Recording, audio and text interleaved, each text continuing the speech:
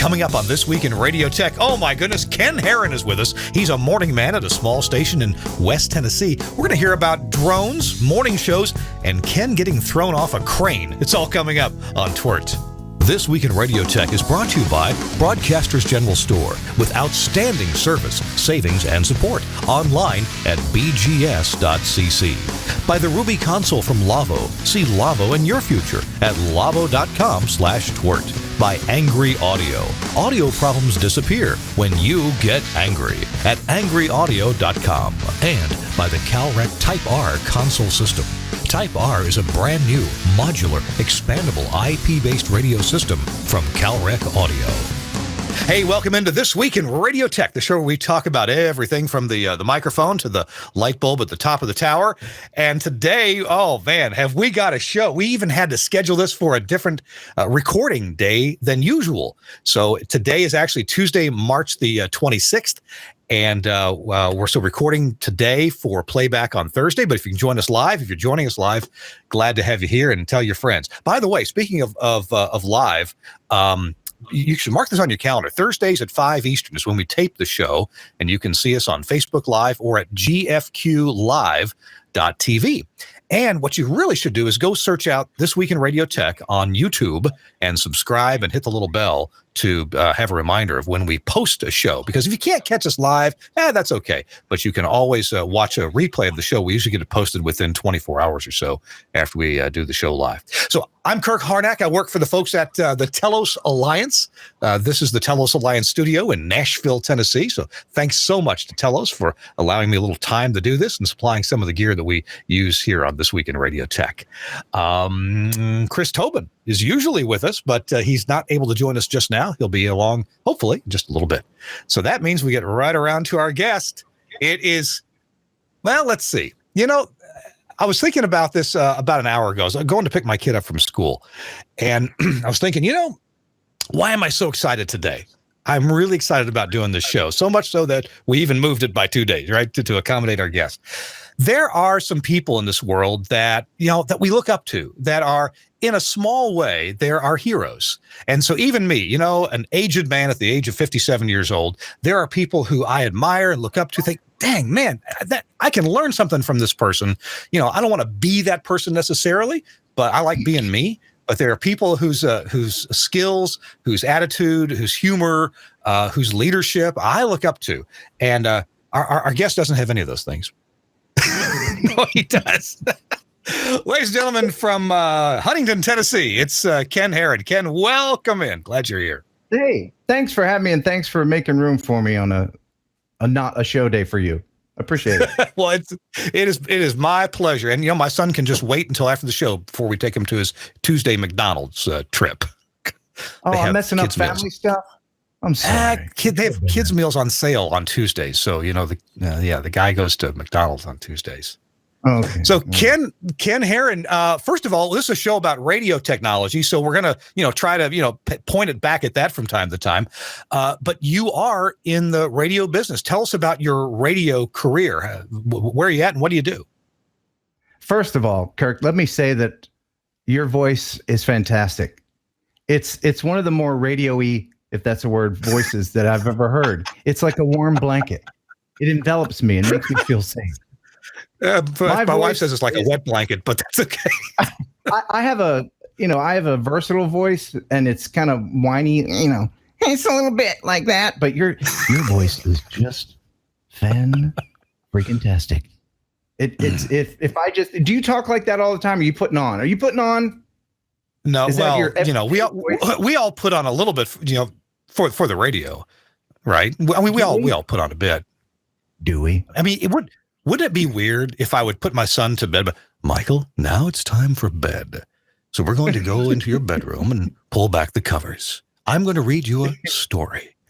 That'd be weird. Hold on. I'll make that a little bit better. Okay, go ahead and say goodnight again. Michael, it's time. It's hilarious. God, I'm sorry, I can't keep a straight face with that. But so you remind me, hey, they need to make like well, So I need to use my soundboard program. I need to know how to load stuff into my soundboard program. So when it is time for bed, I can play something for him, from the soundboard program. Instead of, I have one, but I usually just play, farts and things like that for him. And he laughs and thinks it's hilarious. Right. Yeah. And he'll come to know it's bedtime just when you start. Night, Dad. Yeah. When you introduced me, I almost brought my own applause. Oh, stop. Now you're using a real radio device. See, I got this, chintzy soundboard program. You're using a real radio device there. Show us what you got. Yeah. Well, I'm sure you're familiar with the 360 Systems Instant Replay. Absolutely.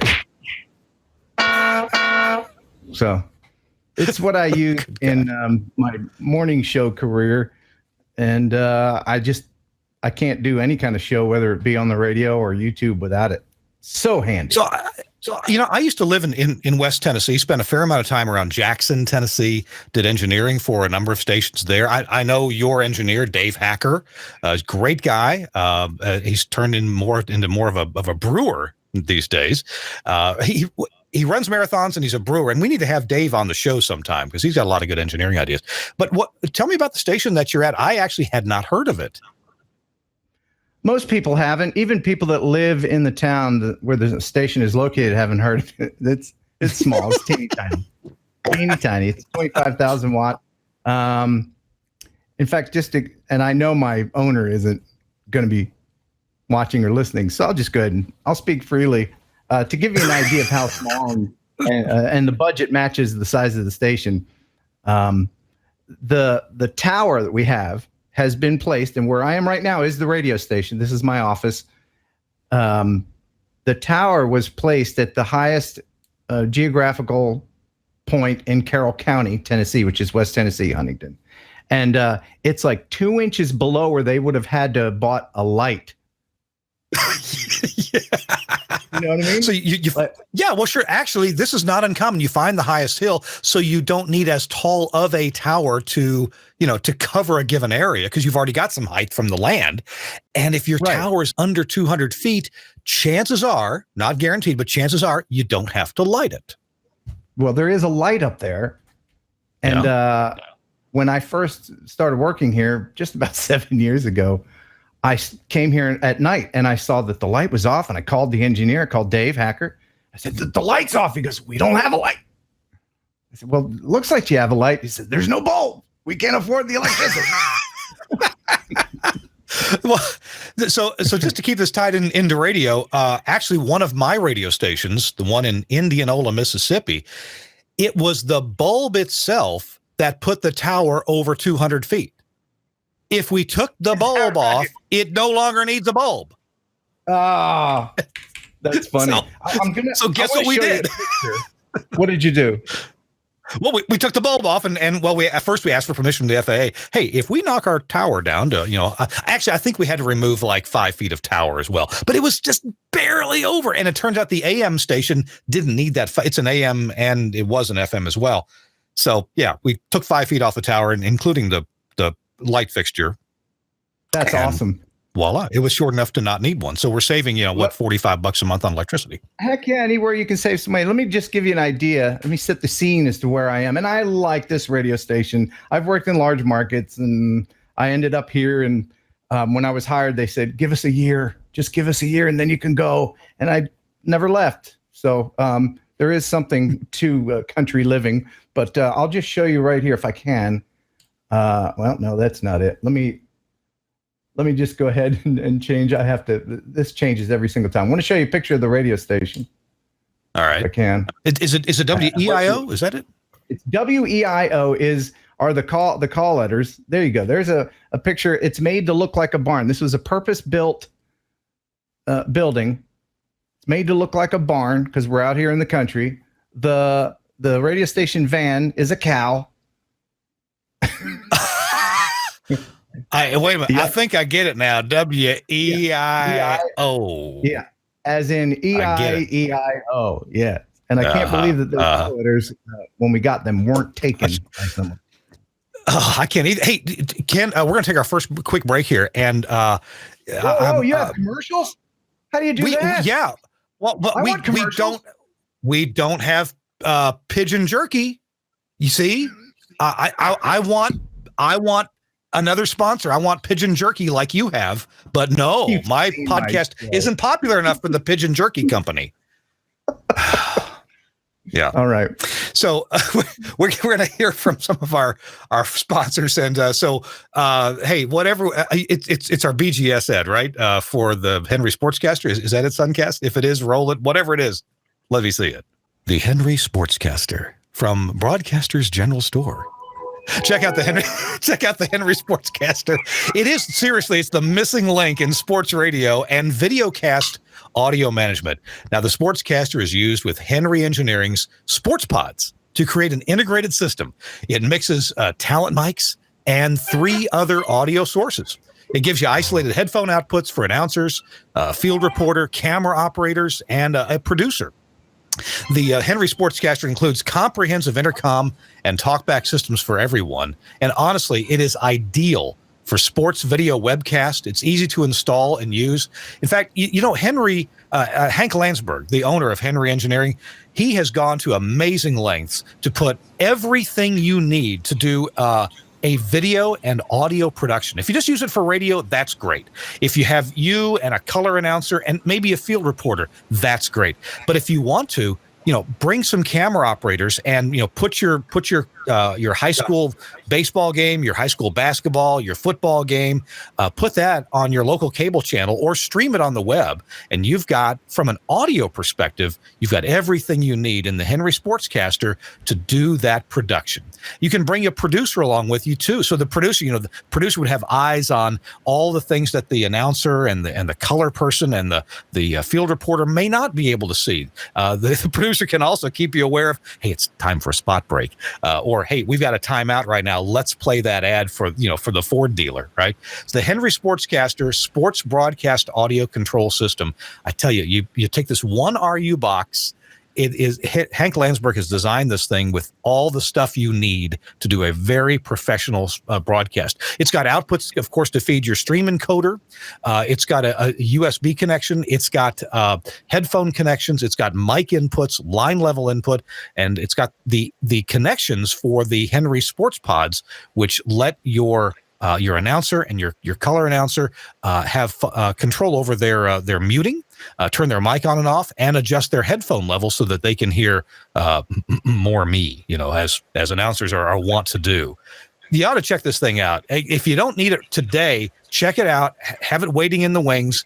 Get it ready to do your next broadcast. And it doesn't have to be a sports broadcast. Even though it's called the Sportscaster, you can do parade remotes with it. You can do remotes from the local car dealer, the grocery store, wherever your salespeople sell a remote. This can really get you involved with that remote by having a separate mic for people to interview, for the store owner, for the dealership owner, whoever you're interviewing, whoever you're talking to. The Henry Sportscaster can really make it happen and make it much more professional for you. And of course, it fits in just one RU. Check it out, and you check it out from the folks at Broadcasters General Store. They've got the inside track to Henry Engineering.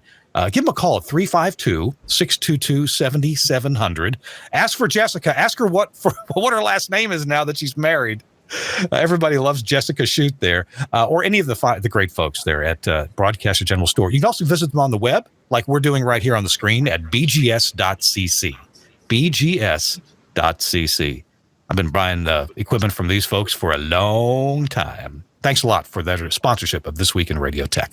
All right, we're talking to Ken Heron, radio guy, but we're going to be talking about drones after we just finish up with our radio stuff. Ken, where were we on the radio career and the WEIO topic? Well,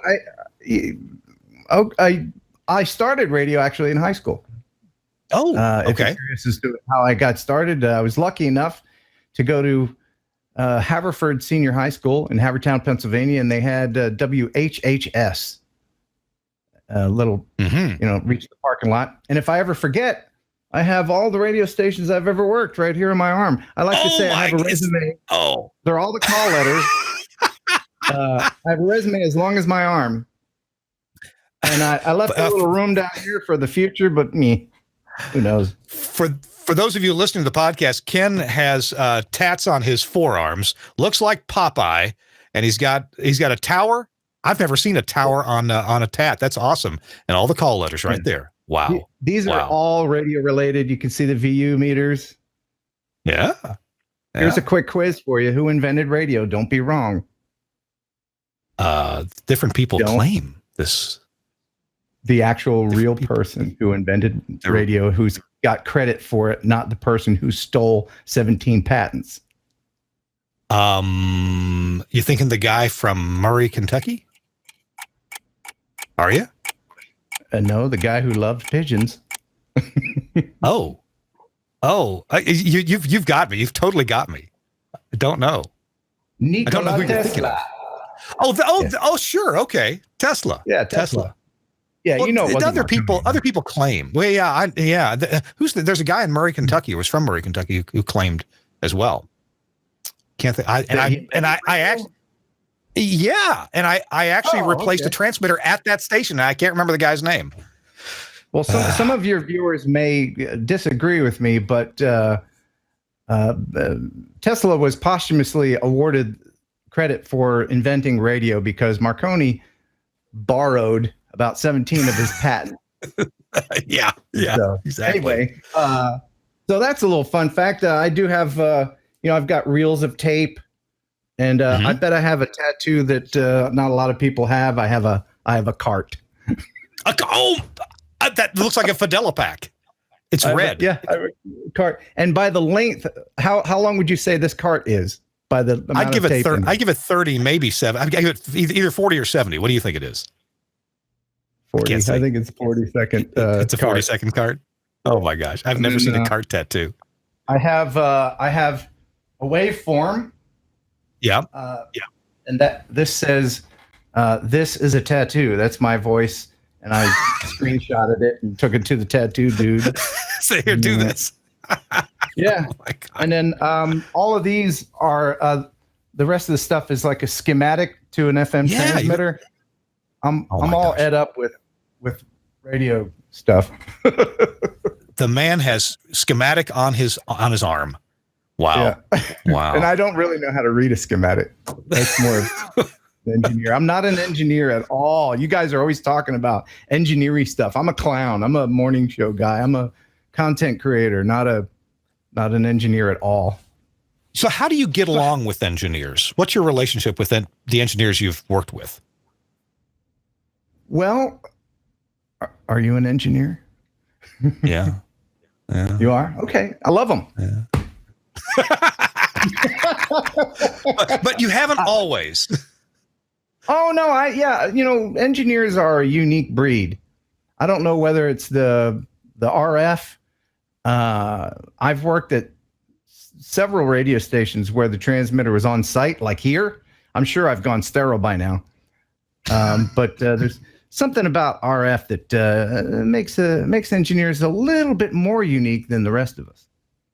Maybe so. So at WEIO, you're a standalone FM station there, right? Yep. Okay, yep. so there's no AM WEIO. It's an FM, as you said. We have an AM that was purchased by our owner just so that nobody else would buy it. Oh well, there you go. Yeah. We don't do much. Is that transmitter on site as well, or is it somewhere else? It's somewhere else. And you know what? Okay. I can't even remember the call letters. I think it's 1530. Who listens to AM anymore? Yeah. Anybody? Yeah, not. Well, in big cities they still do. Yeah. Oh, okay. It's tough. Oh well, yes, of course. We might make it all digital someday, but yeah. All right. So somehow you got interested in flying drones, and your videos are instructional and they're hilarious and they're beautiful. Some of them are. So how'd you take this morning show addiction and turn it into the love of drones, including some flying around towers, which we'll watch shortly? Yeah, I've always done morning shows, and I had a YouTube channel that I really didn't do much with. But then my girlfriend at the time gave me a little itty bitty drone, And I thought, that's cool. I can get some aerial shots of the big red barn where I'm located. And then, but that wasn't good enough. It wasn't steady enough. The footage wasn't good. So then I bought another one and another one and another one, kept getting better and better and better until I've got, 50 grand worth of gear drones over here. And so then I started posting that stuff on YouTube. And this was around 2013, 14, when drones really started becoming the thing to do. And then my channel grew. It's really a lateral move over from doing audio and radio to YouTube, for me anyway, because I'm unlike a lot of people who want to have a YouTube channel. Some of them just aren't good in front of the camera. Luckily, I had so many years of training, speaking and presenting on the radio that it just kind of, and fortunately enough, I'm fantastic looking too. So the video part was just a no-brainer. Natural. That's right. Hold on. Yes. Are you live right now or something? Yes, I'm live, and so are you. Okay, never mind. I won't say this out loud. Okay, bye. I'm actually at work right now. It doesn't matter the market size. It happens everywhere. And hey, half the it used to, when my son was about 4, he would come in during the podcast every week, and he would just want to say hi and just want to wave at everybody. So I quit being embarrassed about that and just let him come on in. Yeah. Hey, so tell you what, before if people want to go to your YouTube channel, we'll give that out toward the end of the show. We'll also put it in the show notes. But let's go ahead and take a look at a video that a lot of us engineers can relate to. There's been a lot of pictures shot of it. I've got videos of it as well. I've shot 3. This tower we're about to see was actually just featured in a new music video, a country music video. They actually asked me could you come give us the shot we want, and I was busy that day, and so they got somebody else who frankly did a much better job than I would have done. So let's take a look at this WSM video, and we'll talk over the music here in a minute. So this is the WSM broadcasting transmitter site and antenna, and quite the antenna it is. We'll fly up there in a minute. Anything you'd like to add about this place? WSM has been around, well, this transmitter, what's it say here, since 1932. And the Grand Ole Opry's been on WSM since 1925. I don't understand that, do you? Well, they probably had a different location. Apparently that's the only thing I can guess. Apparently. But here's the building.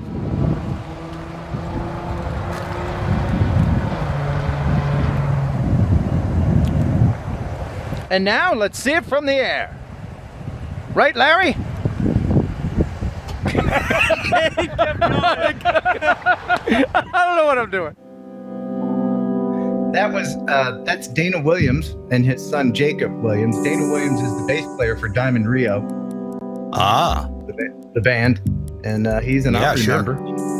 And he actually contacted me about drones, and we met, and we've been friends for years now. So most people who watch the show have probably seen this tower before. It's designed by a company called Blaw Knox, and they built a lot of AM towers back in the day. The feeling at the time was it was better to have the tower fat in the middle, that helped the AM radio waves, and have it skinny on the ends. I'm not sure if that's true or not, but a lot of people believe that, and I'm sure willing to go with it. Also, this tower had an FM antenna at the top of it, on the old low band FM in the 45 megahertz area. I guess it was used for a while, but when they switched to the 80, 90, 100 megahertz area, then they left the antenna up there because it's part of the height of the tower. Oh, okay. I didn't know that. So that part up there is actually not necessary, but it's there as part of the tower, 808 feet. That's I-65 out there and Concord Road. Ken, I'm about 4 miles from that site where I sit right now. Oh, okay. It's such a beautiful tower. It really is. It's a gorgeous piece of engineering. I actually got contacted by the FAA for this flight. Someone complained that I was on the property, and I assured them that I wasn't. And there's something. When you're flying the drones, there's rules, and there are suggestions that the FAA will make for drone pilots.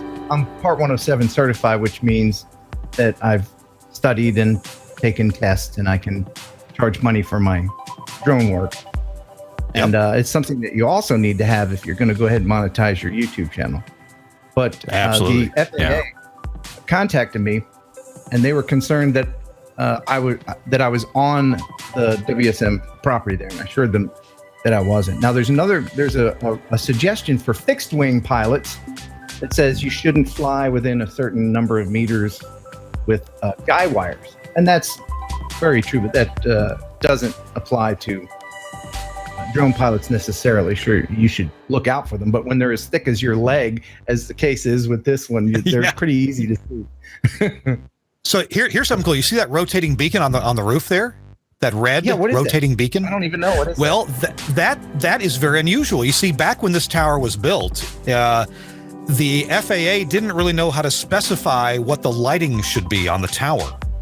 And so at the time, the most convenient thing to do was put a red rotating beacon on the roof of the building next to the tower. So that red rotating beacon is actually part of the license of WSM radio. And I understand that for some years, the beacon didn't work and nobody could really fix it. So they kept applying for special temporary authority to not have it. And they kept with the FAA NOTAM system that saying, hey, this tower is unlighted, by its proper method.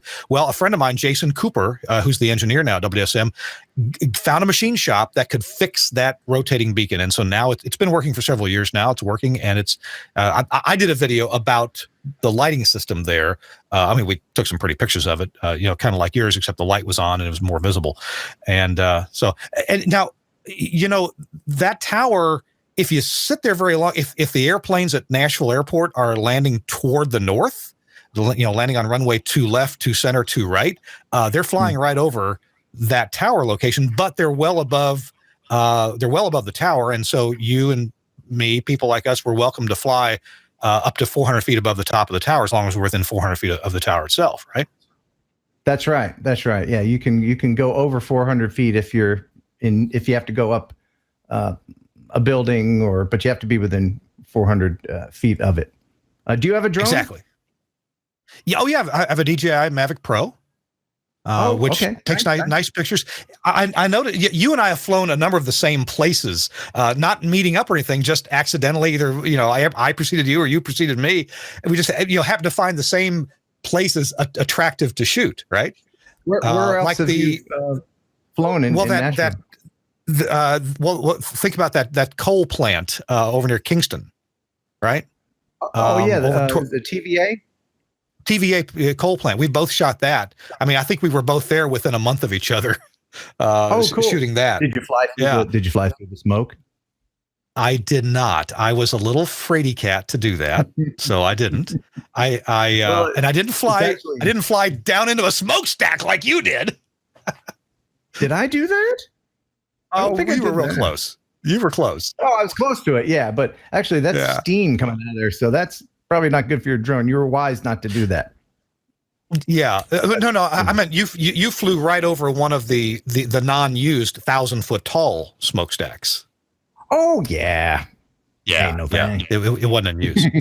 By the way, where did you take off from? Did you find a place that was low profile from which to fly? Yeah, we actually had permission to fly there that day.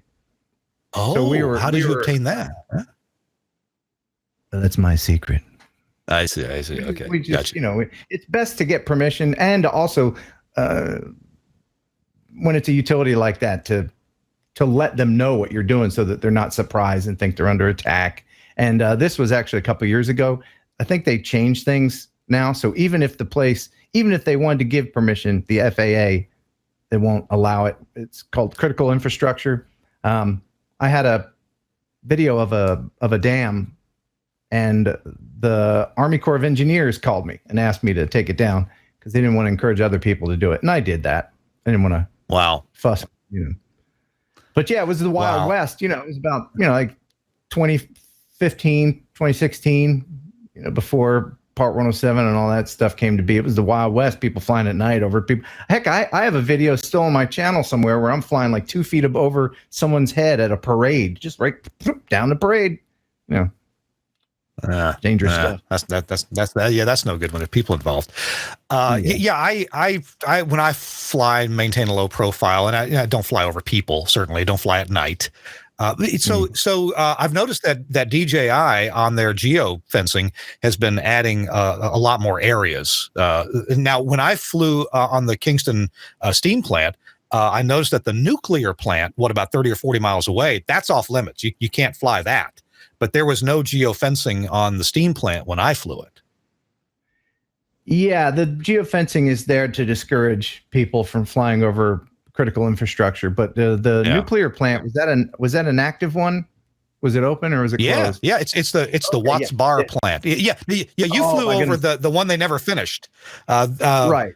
There's another one, not. The abandoned. That's really cool. I wanted to go there. I've flown over the abandoned one in a real small plane. I was the pilot. This has been 20 years ago when I used to live in Memphis and fly out of Memphis in a small plane. So I've flown over it and went, whoa, look, there's this abandoned plant down there. But I haven't been back to it. Yeah, don't fly over active nuclear plants. They will put you under the jail. That is bad. Bad. That is, yeah. Hey, you got a tower video. We're going to look at it not right now. After the break, we're going to look at the tower video. Tell me about flying near towers. And people ask me, hey, is your drone stable? Does the high RF energy from the transmitter, from the antennas, does that affect the drone? I have my own answers. What's been your experience? Well, it depends on what's on the tower, of course. Even if you're not anywhere near the same frequency, powerful RF can really do a number on your thing. I wouldn't ever fly near anything that's emitting any RF. I've found that for the most part, I haven't had any problems as long as I stay pretty far away from the actual transmitting parts of the towers. I did have an incident once where I got too close to some television broadcasting towers in Nashville. You know that group of the really tall towers? I forget how to describe them. I'm not from there. There's a couple of candelabras, and then across the highway there's a single tower on the northwest side of Nashville, I-24. Yeah, I flew that actually about 2 months after you did. Did you have any problems? Because that almost knocked me out of the air. I didn't have any problems I didn't have any problems I would attribute to RF. No loss of control. But I've been having an occasional problem with the gimbal, and when the battery gets low, my gimbal will just go and give me a sideways view.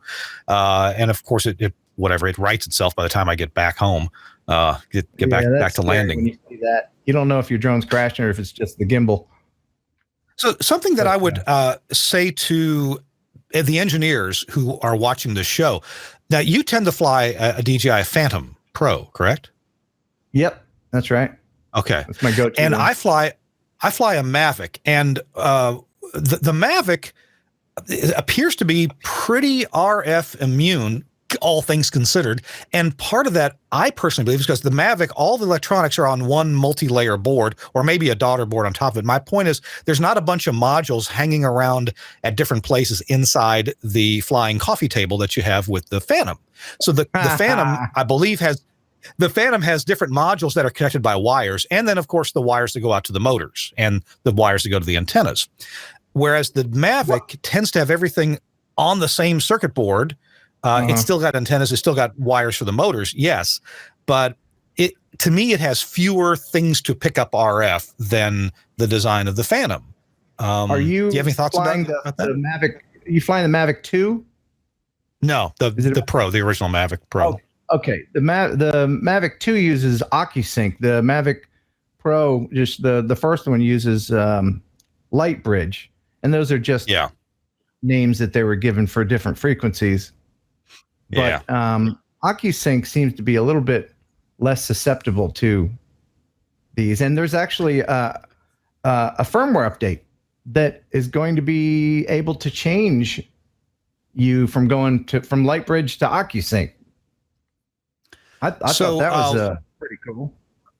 plenty of folks ask, well, what's the control frequency? Now, some people comment online 2.4 gigahertz. I thought my Mavic Pro is 5.8 gig, but the video return, I thought I read somewhere was in the 900 megahertz, what they call the ISM band, the Industrial Scientific Medical band, like in the low 900s for the video, but for the control and that stuff is 5.8 gig. What do you know about the frequencies? Well, you can switch in the Go app between 2.4 and 5.8, depending on interference. You can pick your channels, but gotcha. I don't. It's almost in the realm of stuff that I don't really particularly understand. As far to me, the fun part is just getting out there and flying. I don't fiddle too much. I'm not a fiddler. I don't open things up to see what they look like inside. If it flies and it takes pictures, I'm good with that. But I'm not like, if I use a higher voltage battery, I could get 2-4 feet range or whatever. I'm not into that too much. I have videos lately. You've destroyed some drones lately. I want to hear about that. We won't watch that. Hey, we got to take a quick break. It's time to line my pockets some more. Our show This Week in Radio Tech. It's episode 437 with Ken Heron, our guest, talking about drones. And it looks like Chris Tobin has checked in as well. We're going to bring him in at the right after our spots here. So we'll be right back. Hang tight. CalRec's Type R is a modular, expandable IP-based radio system featuring 3 slimline panels, a fader panel, a large soft panel, and a small soft panel easily configured to give the operator full control. Layouts are saved and recalled quickly between shows. A single 2RU core with integrated I/O gets customers up and running fast, and that single core can power up to 3 independent mixing environments with no sharing of DSP resources. Available in 4 DSP packs, and as your station grows, larger packs can be added, enabling it to grow with you. Power to the surface is supplied via standard PoE switches, keeping cabling to a minimum. Type R is fully AES67 compatible, as defined by SMPTE 2110, which means that it is also compliant with NMOS discovery and connection management specs. All these features combined make Type R the most flexible radio console you can buy. Find out more at calrec.com/TWiRT. Hey, be sure you go to that website, calrec.com/TWiRT. We've got an engineer from CalRec on an upcoming show, so add the /TWiRT and let them know that we sent you. Hey, studio guests are only human, and humans cough. They sniff, and they clear their throats, even on the air. You can cure this with the Angry Audio Guest Gizmo. Press the cough button, mute the mic. Every guest needs one. You know what else guests need? Headphones, which is why each guest Gizmo also has a studio quality headphone amp with individual volume control. Anything else? Well, you've seen those mic arms with the built-in LED tallies. They're gorgeous. But how do you light them up? Well, the guest Gizmo does that too, illuminating the red LED whenever the mic is hot. And installing the guest Gizmo in your studio furniture couldn't be easier. You just need one of these, a 2 3/4 inch hole saw and a steady hand. No router required. Your studio gets a clean custom appearance and you get all the credit. Check out the guest Gizmo and all the other cool gadgets at angryaudio.com. Angryaudio.com. Lots of things to help you build gorgeous studios. Hey, let Dave Hacker know about those, Ken. At angryaudio.com. He'll find some things he likes there. I want a guest Gizmo. I want one of those. Well, for that's neat. What is that tube money, thing you have in the? What is that tube thing you got going on in the background that's counting? Is that a clock? Is that a tube clock? That's a Nixie. Yeah, that's a Nixie tube clock, and that's an LED clock, and I'm sure they don't agree. Neat. You got a cool set there, man. I know. I kind of like. I've been collecting junk all along. Hey, I have good news. From New York, Chris Tobin joins us. Hey, Chris, welcome in. Hello, Kirk. Hopefully you can hear me okay. I just got in from the Health of Tech debut netcast recording, actually, with Paul Thurrott and Mary Jo Foley, along with look at Brad Sams. Look at that. He's got the TWiRT microphone, the banner thing going on. You guys don't mess around. That is cool. Chris doesn't hear. Look at my mic flag. It's still blank. You don't even know the name of it. I didn't know it was even called a mic flag, but I don't have one. You guys are fancy. You are fancy. Oh, no. Oh, but you've got the but and by clock. I love that. Well, we're gonna have to have you do that. Explain that at the end of the show. Oh yeah, one of my viewers made that for me. It's awesome. Really. Well, and look, one of my viewers made this TWiRT sign. Charles Sather in Anchorage, Alaska, made that. Oh, isn't that amazing? I like it so much. I bought like 3 of them and gave them away to other people. Isn't that cool? Well, I can explain the clock very quickly if you like. I'll turn it on for you. Sure. Here. This was created to mimic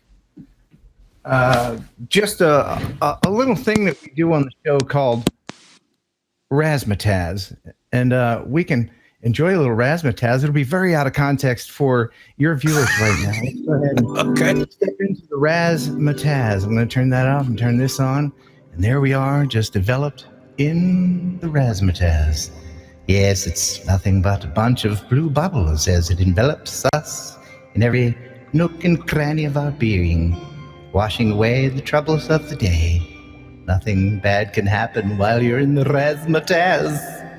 It's good times.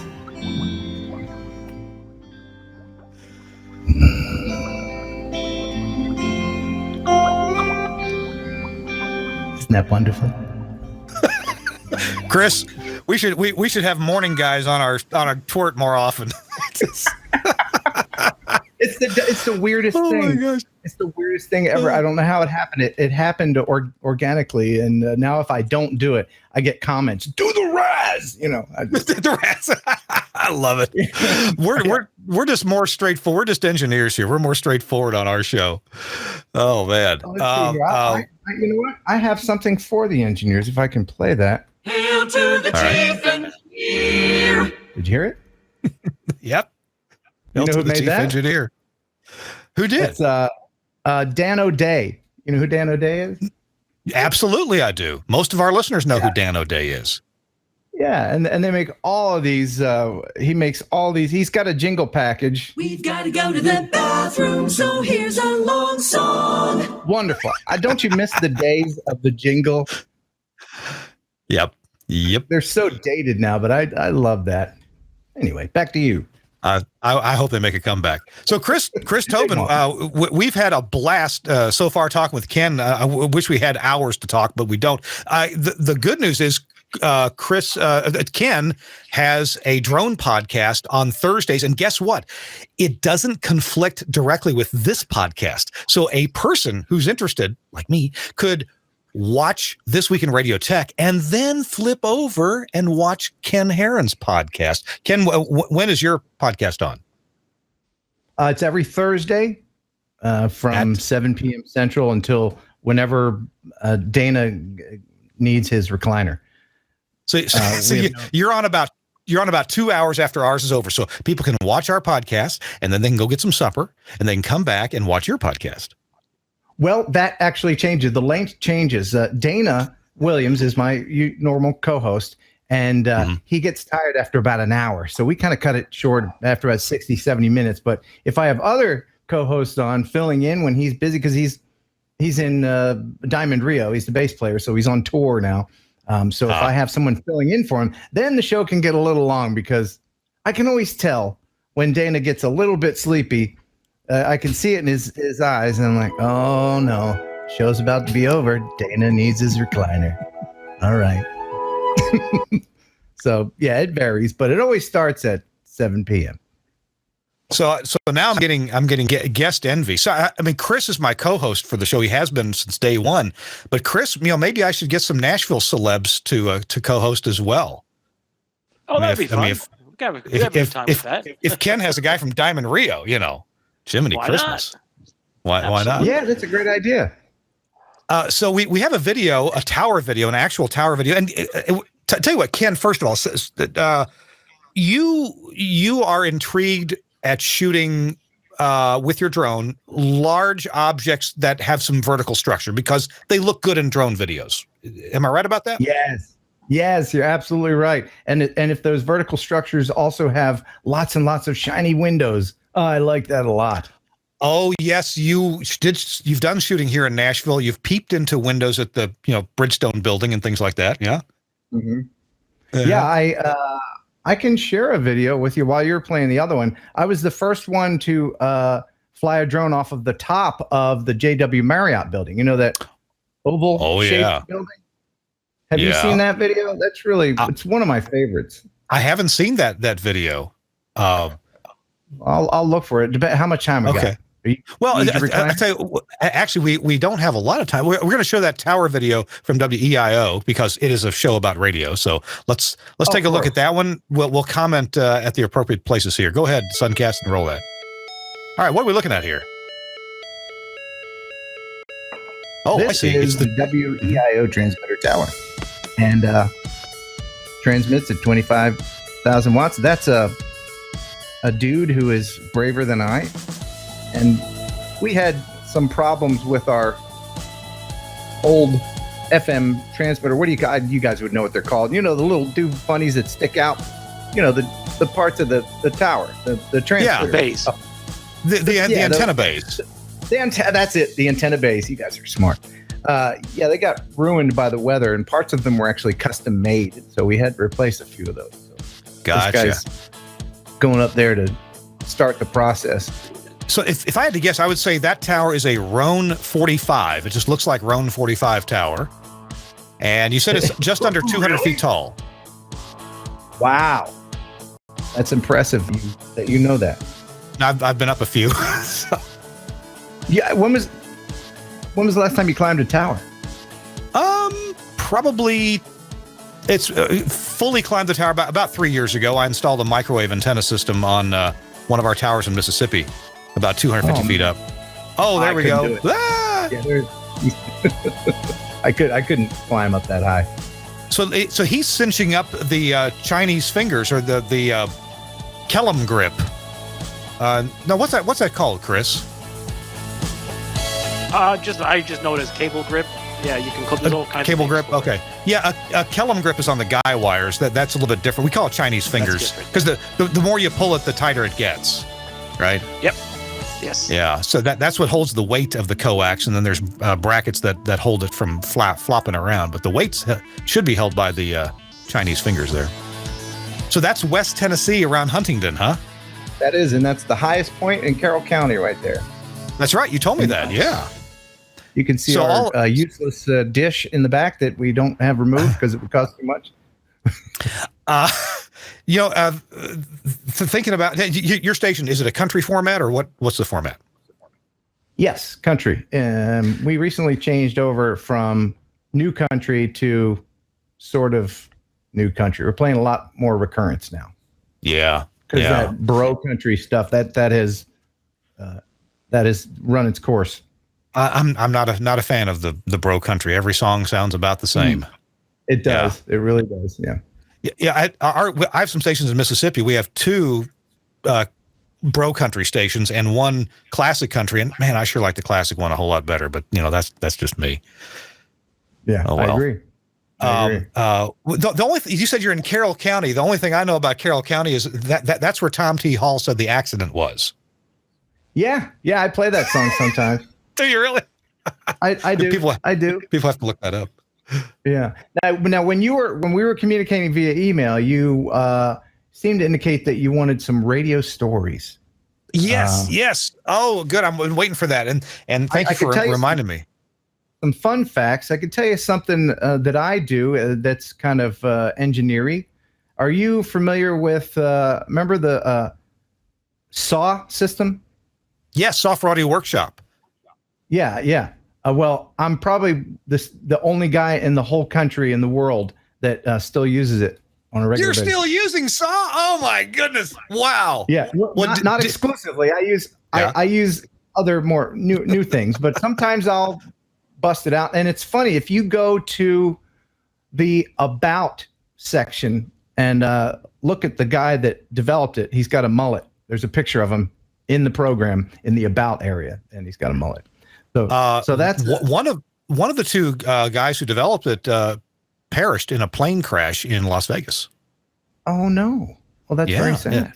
That's what happened to the company. And I'm sorry, I don't know the gentleman's name. I want to say he had a French sounding name, but one of the people who perished, he died. And after that, the company, I guess, I don't know where it went, but a few years after, we quit using it and started using other stuff at radio stations. But yeah, I installed SAW at stations in the early 90s on 386 PC computers.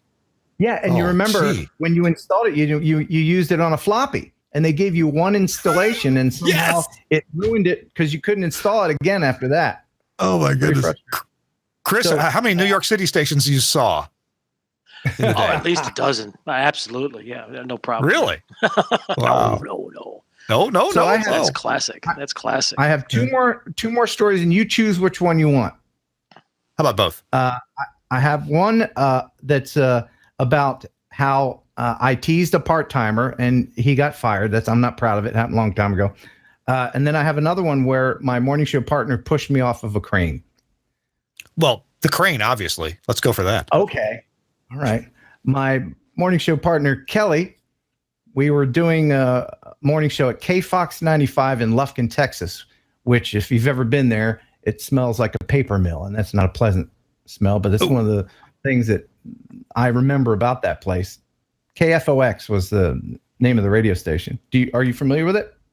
No, I haven't been to Lufkin or familiar with. I know what a paper mill smells like, though. Don't want to smell that again. Okay.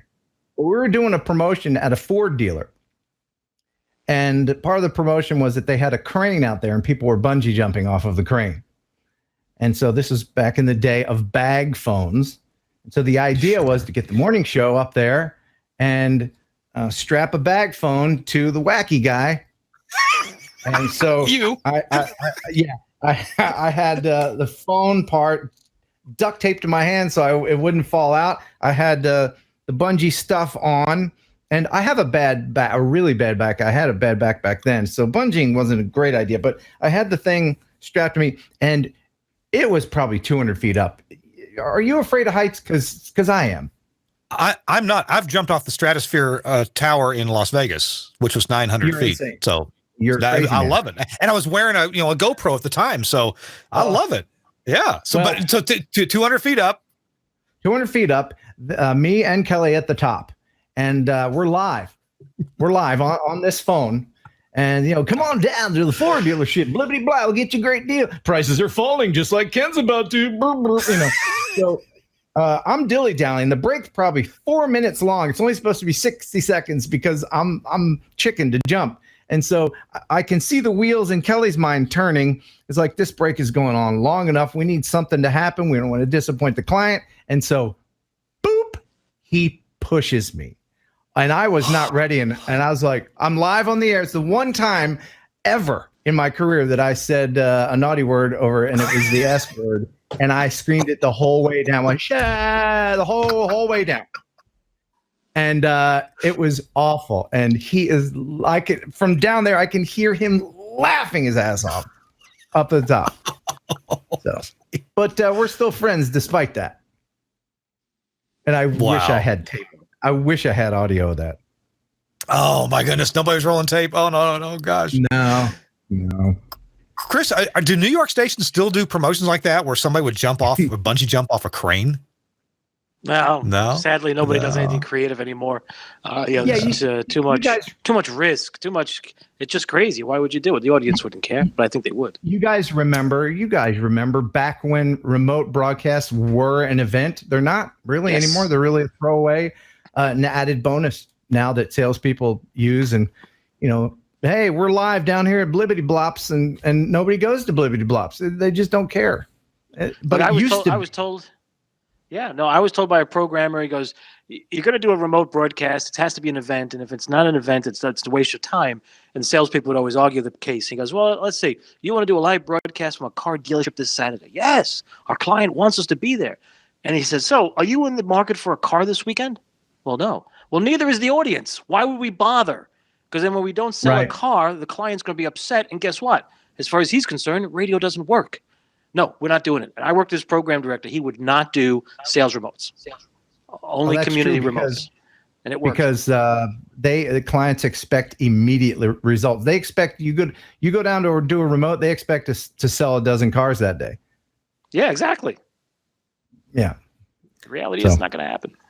And even if a dum-dum falls off a crane, it's not going to sell a car. I don't know if we even sold a car that day. I risked my life for no car sales. So how was your back after that? Oh, it was tore up. It was bad. It was bad. And the bad thing was, it wasn't, I don't know, you can hook up to with your foot or your feet, right? And then go head first. Well, I had the harness on that went in here. Oh, and so children were not a possibility for the next 3 or 4 months. Oh man. Bad. So Ken, one more radio thing, and unfortunately, this is kind of a visual thing. I'll put a link to it in the show notes. You at your station, and I can tell that you guys at WEIO are fun-loving. You still, try to do fun things on the air, and you had some kind of was it a soup eating contest where you had like 6 cameras, 6 GoPros all around, so you could cut between the different cameras, and you had a soup eating contest. What was the genesis of this idea? Well, it was the Super Bowl, and so we were doing our super. It wasn't SUPER. It was SOUP''R, the Super Bowl. Yeah. So and I had spoon cam. I had a GoPro attached to the spoon. Interesting video. If you have a chance, check it out. So you watch that, huh? That's cool. I loved it because I'm a radio guy. I mean, I love people being creative on the air, and no matter what it is, as long as it's creative. Yeah, man. We'll put a link to that video in the show notes so people can go watch that, and maybe some promotion directors or morning show people, whatever, can get an idea of what's fun to do. Now, how did you covered that? That was live on the air, but obviously not live video. You were covering it with audio on the morning show, right?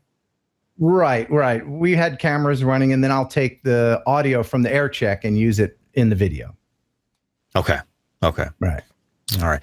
Hey, we're going to have to take a break soon. To tell you, I don't know what your tip of the week is, Ken.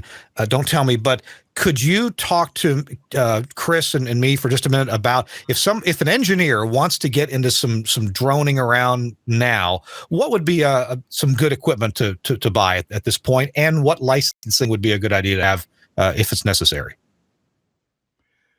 Well, anything that says DJI on it. They're the big guys, so they're going to have I'm a DJI fanboy. I've flown other drones. There's other drone companies, Autel, Unique. They're all pretty good, but I stick with DJI because all of the apps between the platforms are similar, and they just have their support. Their customer support isn't the best, and that's because they're a huge global conglomerate. But anything you can get with like I would say the Phantom is probably my go-to, just because I'm not a fan of folding drones. I just don't like folding drones. It feels like I'm breaking it every time I fold. I understand what you're saying. I do. Right. I do. And as far as documentation, you can get your Part 107, even if you're not planning on making money with it, like with realtor videos or whatever, YouTube. It's a good idea to familiarize yourself. You're going to need to know sectional charts and where you can fly. Information is power. And although it's not required for you to be a hobbyist, if you're an engineer and you want to use a drone to check out your tower or the roof or just have fun, if you're a regular pilot, you can get your Part 107 very easily. You don't even have to go to a testing center. But DJI, that's the way to go. So Ken, is that I'm Part 107. I took that test 2 years ago. Is that license term 2 years? Is mine probably up about now? Yes. Has it been more than 2 years? It's been right at 2 years. I need to check the date on my Part 107 certificate. Don't let it expire. You go ahead and get retest again. And I'll let you know, this is a good time to let everybody know you can. A great place to study is remotepilot101.com. Remotepilot101.com. I have a deal with them to where if you put in Heron 18, Heron 18, when you sign up, you get 30% off. And when you sign up, that's for life. So if the FAA changes any of the rules, And whenever you retest, there'll be all of the new material that you can study. It's video based, and it's very comprehensive. RemotePilot101.com. I'll put that in the show notes. Hang on, folks. You're watching or listening to This Week in Radio Tech. Chris Tobin has joined us. We're talking to Ken Heron. He's a radio guy at WEIO in Huntington, Tennessee. And I know they have a great time on their morning show because I've seen some videos from it. And Ken's a drone expert. So we've been talking to Ken about what fun to have with drones. We'll be back with a tip of the week here in just a moment. Hang on. We'll be right back. There has probably never been a better time in history to buy a new radio mixing console. Today's consoles are more sophisticated than ever, with more features and functions than you can shake a stick at. But have you noticed how complicated they are? There's a sea of knobs and switches and displays and buttons. Some of them look like you might need a pilot's license to do your show. Well, a board doesn't have to be complicated to be powerful. Just look at the new Ruby mixing surface from Lavo. The first thing you notice is how smooth and streamlined it is. Ruby has lots of cool tech, but what it doesn't have is that confusing ocean of buttons that clutter things up. Now, we all know that there are some console features the jock only uses once in a while, so why dedicate controls to them? Ruby fixes this problem by moving those once-in-a-blue-moon controls to a touch-sensitive, customizable GUI that happily shares screen space with your other studio software, helping you fight control room clutter. Thanks to this design innovation, talent that use Ruby produce smoother shows with less errors. Controls that are used the most fall naturally to hand, while functions that rarely need adjustment are easily controlled with just a couple of clicks in the context-sensitive GUI. And Ruby has cool features you won't find on other boards, like Auto Mix, an intelligent gain writing function that guarantees the perfect mix for multi-mic morning shows and call-in segments. Dual mode snapshots that instantly switch the motorized faders between on-air and production modes, and enough DSP and I/O options to make even your pro sound pals green with envy. And because quality is as important to Lavo as it is to you, every console is proudly built to fanatically precise standards at Lavo's own factory in Germany. If you're ready to declutter your control room, do yourself a favor. Check out the new Ruby and the other cool Lavo radio tech at www.lawo.com/TWiRT. Thanks a lot to Lavo for sponsoring This Week in Radio Tech. And when you go there, do hit lavo.com/TWiRT. Take you right to the radio portion of their company because they do lots of stuff. And plus, they'll let them know that we sent you. All right. We're nearing the end of our show, but it's time for our tips of the week.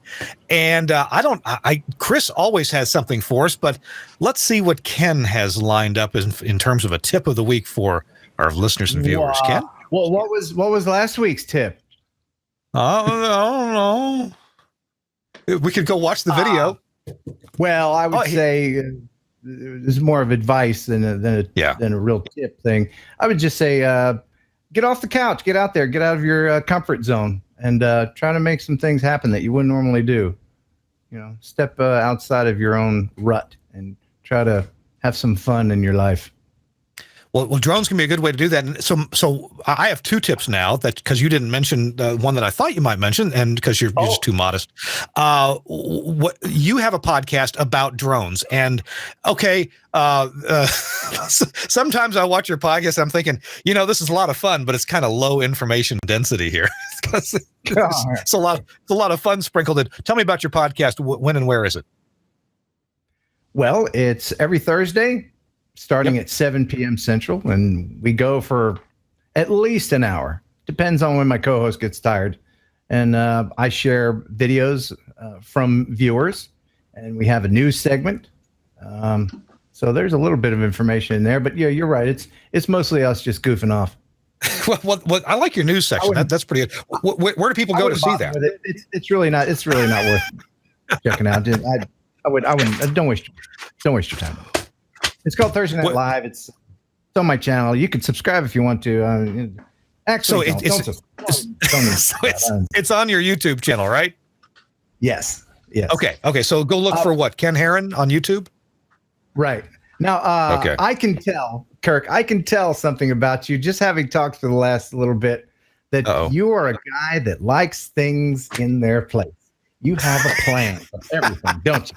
You're a guy who schedules. I mean, you sent me probably 5 emails to make sure that I was going to be here, and you got the Google Calendar thing. You want to make sure everything's in their slot. So what I like to do once in a while with guys like you is kind of do it like turn. It's like, oh, what's going on over here? Because Kirk is like, we're nearing the end of the show. Oh, Ken's talking. Oh, it's going to be an extra long one. What's he going to do? But I can tell something about you. And I'll give you a little game that you can play with your other radio buddies. And I imagine that you will lose every time. Okay. The name of the game is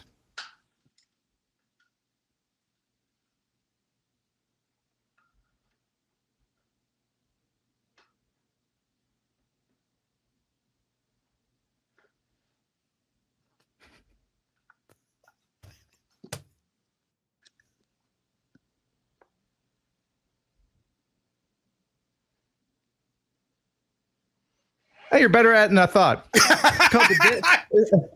called the dead air game. It's called the dead air game. It's actually better to play it on the radio. That is hilarious. Hilarious. You know that feeling you get when too many seconds have gone by between saying something? And I can tell you're the kind of guy that does not like that to happen. That little bit of time, what is it, 10, 15 seconds? You were super uncomfortable, weren't you? Yes, I was. You're like, what's he doing? My God. You're messing with my format, Kenster. Gosh. So play the dead air game with your radio buddies and see how long they can go live on the real radio before they lose their ever-loving mind. Oh man. I was Ken, are you okay? Yeah, I can tell you're about to chime in. Chris, did you feel any instability there yourself, Chris? Oh, sure. But after about 5 seconds, I realized where he was going with it. Because, as I said, I worked with program directors who are very, how would you say, MASH-like. They used to do a lot of antics and do things. So that was that's one of the things we used to do on remote locations. At a remote, the program director would have the jock go, listen, just before, when you come out of news, just give it about 5 or 6 seconds before you talk. Let's see what happens. And it was hilarious watching the news person stand there.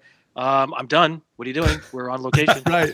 They don't know what to do. My morning show partner, he starts sweating if I go longer than 7 seconds. Yeah. Oh, anyway. That is great. Chris, you got a tip for us? Yeah, I don't have anything like that, but it's a good one. Well, it's funny. Today I was actually doing a presentation on wireless technology, wireless microphones. So I think today's tip will be, it's that time of year for many of us in North America and Canada where outside broadcasts are going to start to pick up again. And it's probably time for you to look at the radio frequencies for your wireless gear or your radio mics. And here in the United States with the repack, the TV repack, many of us, including the people I talked to today, have radio microphones, wireless mics that is, in the part of the spectrum which is no longer available for broadcast. For T-Mobile and the other carriers, it is. So you might want to take a look at your stuff because if they fire up their cellular sites near your receivers, you will not be able to do anything wireless. Trust me. So, and then to go to the concept of think out of your box, do something different. Take a look at a new wireless system at 6 gigahertz. I'm actually looking at it and going to be doing some demonstrations with it in a couple of weeks after NAB, and it may be something worthwhile. It's pretty cool technology. It uses TDMA, similar to that of a cell phone. It works really well and has some really cool features. So think out of your comfort zone. Look at your wireless gear because I'm telling you, I know from a few folks, conversations I've had recently, everyone's looking at their gear going, oh, you mean in June of this year? It's gone. They're going to be on the air, so you're going to be off. So just a simple tip, nothing crazy. Cool. Good deal. We'll put some show notes in about that. Hey, I got a quick tip. Something I came across this week. I've got an old PC that I've been putting different operating systems on. I put Linux Mint on there. I thought, this is kind of slow. I don't think it should be this slow. So I went and I thought maybe if I got a solid state hard drive for it, it would be better. And I started shopping around. I was surprised to find a Kingston 240 gig SSD for under $30. Now it's not in here because I've taken it out. It's in the computer, and for under $115, you can get a terabyte. Well, almost a terabyte. It's like 980 gigabytes. But a terabyte solid state drive for under $120. It's those from Amazon. Maybe you can get the same deals elsewhere. I don't know. But now these are consumer SSDs, not meant for server use. They only have about 40 to 60 terabytes of write life in them. So I wouldn't be editing too much video on them. But if it's just a general purpose operating system, like I've got Linux Mint installed and just to play with, certainly great deal. $30 for 240 gigabytes of hard drive. We got to go. Ken Heron, thank you. It's been a pleasure. Oh, thank you guys. Thank you guys for having me on. I really appreciate it. It's always fun to talk to some fellow radio dudes. Well, radio and drone dudes, and I'll check on my license and see about taking that test again. I guess I have to take the test again, don't I? Yes, and do you have your card? I do. They don't issue those anymore. They will give you a certificate. So don't ever lose that card because you won't get another one. They're not issuing them. You know, for me, the best reason to have that card was in case somebody stopped me and asked me, "What are you doing?" Well, I'm a commercially licensed drone pilot, and I'm doing some aerial photography. In fact, I'm always ready to offer. Hey, if you'd like a copy of these pictures, be glad to send them to you. Would you like that? And I haven't had any trouble since I've been doing that. It's a pretty official looking card. It's got a hologram on it and everything. It's real fancy. Yes, yeah, I do have that one. Yeah, in fact, I think I'd keep it in my drone case, or maybe no, it's in my wallet. So, Chris, thank you very much for being with us. It's right here. I guess I could look at the expiration date. Let's see. What is it going to expire? It expired March 9th. Oh, no. Is there a grace period? With the government? I don't know. Maybe. Oh, okay. Throw yourself on their mercy. All right. Chris, I'm sorry. I didn't see the cup. What was the bug? Oh, this is from the Paul Thurrott, Mary Jo event today. This is their debut, the Health on Tech podcast they're doing. Health of Tech. Today was the first day. Yeah. Oh, cool. So you can drink your way with the three buddies, three amigos, and you can have a nice drink. There we go. Matter of fact, there's a meetup this afternoon at Rattle and Hum West, so I'm going to be heading out to that shortly after this podcast. Yeah. Hey, we got another episode next Thursday on our usual time. Thanks for joining us. We got to go because Suncast has to get out of here, and I think we all have to go potty. So we're gonna be out of here. Thanks to Suncast for producing This Week in Radio Tech. Thanks to Andrew Zarian for being the founder of the GFQ network, and thanks to Chris Tobin for joining us. I always appreciate that. And Ken Heron, thanks for joining us too. We'll have all the stuff in the show notes. Ken, would you like to sign us out with your signature goodbye? Sure. Thanks for watching. Thanks for subscribing. Until next time, and bye.